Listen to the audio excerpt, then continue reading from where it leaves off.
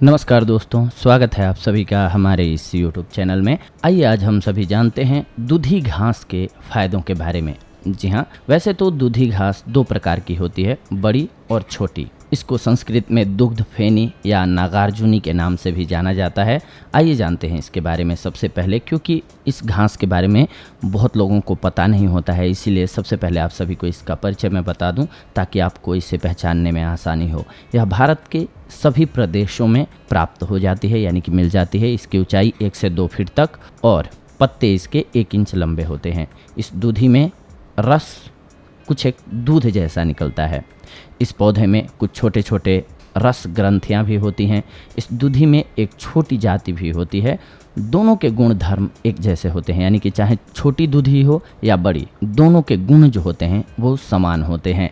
यह पेट के कीड़ों को मारती है और खांसी के लिए भी हितकारी होती है। इसके अलावा दांत में कीड़े हों तो बड़ी दूधी के मूल को चबा करके रस को मुंह में 2 से 4 मिनट तक रखने पर कृमि मर जाते हैं और वेदना खत्म हो जाती है। इसके अलावा रक्तार्श में भी ये फायदेमंद है। बड़ी दूधी के पानों का रस 1-1 ग्राम मक्खन मिश्री के साथ 4 से 6 दिन तक रोज़ सुबह देते रहने से रक्तस्राव और दाह सहित बवासीर की बीमारी दूर हो जाती है। इसकी मात्रा भी जान लीजिए कि कितनी लेनी होती है, 10 से 20 बूंद, जी हाँ, या फिर सूखा हुआ चूर्ण 2 से 5 रत्ती आप लीजिए। लाभकारी पौधा है ये।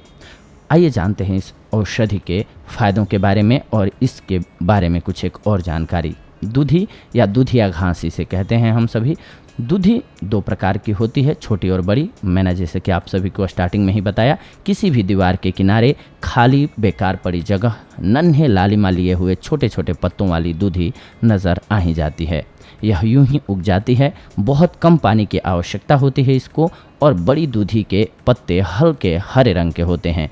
यह भी खाली जगह दीवारों के पास या बेकार पड़ी जगह पर दिख जाती है। इसका पौधा और पत्ते छोटी दूधी से थोड़े से बड़े होते हैं। अगर शौच बार बार आ रहा हो या कोलाइटिस की आपको समस्या हो तो दूधी चबानी होती है आपको, या फिर इसका सूखा हुआ पाउडर 1 चम्मच सवेरे शाम आपको लेना होता है। इससे आपको शौच की समस्या से निजात मिल जाती है या कोलाइटिस से। इसके अलावा अगर आप पेचिश से पीड़ित हैं तो ताज़ी दूधी पीस करके ज़रा सी फिटकिरी मिला करके ले लीजिए, आपको पेचिश से निजात मिल जाएगी। नक्सीर आती हो तो सूखी दूधी पीस करके मिश्री मिला करके लें, आपके लिए लाभकारी है। बच्चों के पेट में अगर कीड़े हो गए हैं तो इसका रस 1 से 2 चम्मच देना है आपको। इससे पेट के कीड़े तो मरेंगे ही, शक्ति में भी वृद्धि होगी। आदिवासी ग्रामीणों का तो यहाँ तक मानना है कि दूधी को कान पर लटकाने भर से ही पेट के कीड़े समाप्त हो जाते हैं।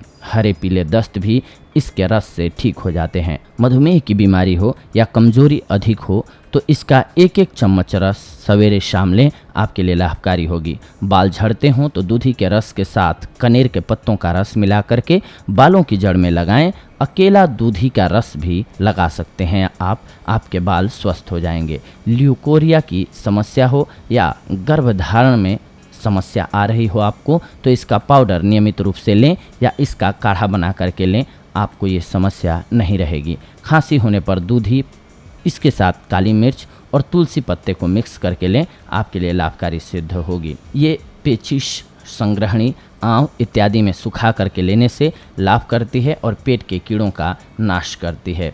इसके अलावा गांव के बुजुर्गों और वैद्यों का मानना है कि इसके पांचांग, यानी कि दूधी के पांचांग, आप सभी जानते हैं कि फूल, पत्तियां, बीज, छाल और जड़, ये मिलकर के किसी भी पौधे का पांचांग होता है, यानी कि 5 अंग होते हैं उसके। इसको छाया में सुखाकर इसके चूर्ण में बराबर मात्रा में मिश्री मिलाकर के 9 ग्राम की मात्रा में दूध के साथ लेना है आपको। इससे शुक्र प्रमेह में लाभ होता है, यानी कि आपके दाम्पत्य जीवन को ये खुशहाल बनाने में लाभकारी होती है। इसके पांचांग का चूर्ण, बड़े गोखरू का चूर्ण और श्वेत जीरे का चूर्ण को बराबर मात्रा में मिलाकर उसमें चीनी मिलाकर के दिन में 3 बार दूध के साथ लेने से वीर्य में गाढ़ापन आता है। पांचांग के कल्क, इसके काढ़े को औटा करके बनाई गई टिकिया को हम इसका कल्क बोलते हैं। इसकी 50 ग्राम की टिकिया बना करके 50 मिलीलीटर तिल के तेल में जलाकर उस तेल से गठिया वात में आप सभी मालिश करें तो आपको लाभ प्राप्त होगा। रजो अवरोध में इसकी जड़ का चूर्ण 1 ग्राम की मात्रा में देने से लाभ होता है। स्त्रियों के रोगों का ये नाश करता है। आइए जान लेते हैं इसके हानि के बारे में भी। दूधी का अगर अधिक मात्रा में उपयोग आप करेंगे तो ये हृदय के लिए हानिकारक सिद्ध हो सकती है, इसलिए इसका अधिक मात्रा में सेवन नहीं करना चाहिए। ये तीखी, मलरोधक, गर्म, भारी, रुक्ष, वातकारक, स्वादिष्ट, वीर्यवर्धक, मल एवं कीड़ों को खत्म करने वाली होती है। दूधी का फूल 1 हाथ ऊंचा और लंबा होता है। छोटी दूधी में सलाई को भिगो करके रतौंधी में यानी कि रात में न दिखाई देने का ये रोग होता है। इसमें आँखों में सलाई को अच्छी प्रकार से फिरा देते हैं। कुछ देर बाद आँखों में बहुत तेज़ दर्द होगा जो 4 घंटे के बाद समाप्त हो जाएगा। ऐसा करने से एक बार में ही रतौंधी का रोग जड़ से चला जाता है। दूधी के पांचांग के रस तथा कनेर के पत्तों के रस को मिला करके सिर के गंजे स्थान पर लगाने से बाल सफ़ेद होना बंद हो जाते हैं तथा गंजापन दूर हो जाता है। 2 ग्राम दूधी की जड़ को पान में रख करके चूसने से हकलेपन के रोग में लाभ मिलता है। छाया में सुखाई हुई दूधी में बराबर मात्रा में सेंगरी मिश्री मिला करके खूब बारीक चूर्ण बना लेते हैं। इससे रोजाना सुबह और शाम 1-1 चम्मच दूध के साथ लेने से नक्सीर तथा गर्मी दूर हो जाती है। चेहरे के कील मुहासे और दाद पर दूधी का दूध लगाने से लाभ होता है।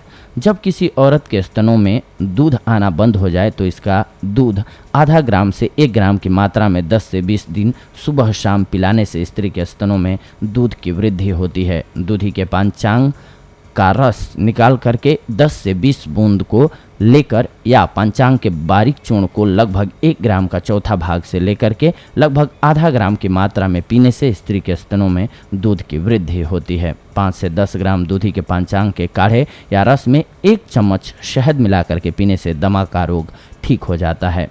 2 ग्राम दूधी के पत्तों का चूर्ण या बीजों की फंकी देने से बच्चों के अतिसार यानी कि दस्त में लाभ होता है तथा पेट के कीड़े मर जाते हैं। जड़ सहित 11 पौधे दूधी और 11 काली मिर्च पीस करके सुबह निहार मुंह पिलाइए। इससे खूनी पेचिश में तुरंत लाभ प्राप्त होता है। जी हाँ दोस्तों, तो देखा आप सभी ने कि आप सभी के लिए दूधी कितनी लाभकारी औषधि है। बहुत सारे लोगों को इसके बारे में नहीं पता है, पर यह बहुत ही गुणकारी औषधि है। अगर आपको इसका प्रयोग आता है तो, अन्यथा आप ज़्यादा मात्रा में खुद से इसका प्रयोग न करें। ध्यान रखें कि किसी गुणकारी या फिर ज्ञानवान वैद्य की सलाह लेकर के ही और उनके मशवरे के अकॉर्डिंग इसकी मात्रा अपने लिए सेट करें और इसका इस्तेमाल करें तो आपके लिए ज़्यादा लाभकारी होगी। अन्यथा अगर आप ऐसे इसका लाभ लेना चाहते हैं तो ध्यान रखें कि ज़्यादा मात्रा में कभी भी न लें।